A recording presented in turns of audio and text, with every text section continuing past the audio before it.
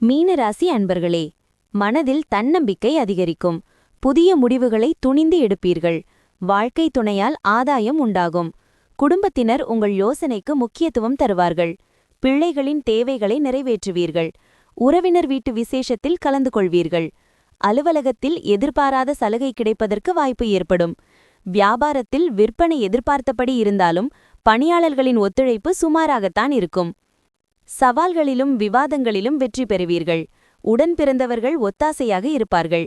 அதிகார பதவியில் இருப்பவர்கள் அறிமுகமாவார்கள். அரசால் அனுகூலம் உண்டு. வியாபாரத்தில் எதிர்பாராத தனலாபம் உண்டு. உத்தியோகத்தில் சில நுணுக்கங்களை கற்றுக்கொள்வீர்கள். தைரியம் கூடும் நாள். உங்கள் வெறுப்பை கொள்வதற்கு நல்லிணக்கமான இயல்பை உருவாக்கிக் கொள்ளுங்கள். ஏனெனில் அது அன்பை விட அதிக சக்தி வாய்ந்தது. உடலை மிக மோசமாக பாதிக்கக்கூடியது. நல்லதை விட கெட்டதுதான் வேகமாக வெற்றி பெறும் என்பதை நினைவில் கொள்ளுங்கள்.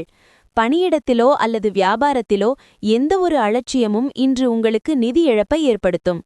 குடும்பத்தினரின் நலனுக்காக பாடுபடுங்கள்.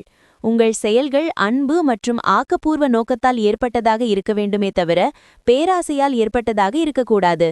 உங்கள் காதல் வாழ்வில் திருமண திட்டம் நீண்டகால பந்தத்திற்கு வழிவகுக்கும்.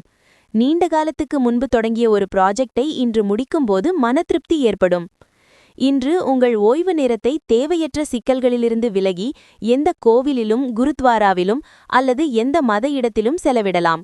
உங்களுக்கு உங்கள் வாழ்க்கை துணைக்கும் இன்று ஒரு இனிமையான தகவல் வந்து சேரும். பூரட்டாதி நட்சத்திரத்தில் பிறந்தவர்களுக்கு வெளிநாட்டிலிருந்து எதிர்பார்த்த சுப செய்தி கிடைக்கும். உத்திரட்டாதி நட்சத்திரத்தில் பிறந்தவர்களுக்கு வாழ்க்கை துணையால் மகிழ்ச்சி உண்டாகும்.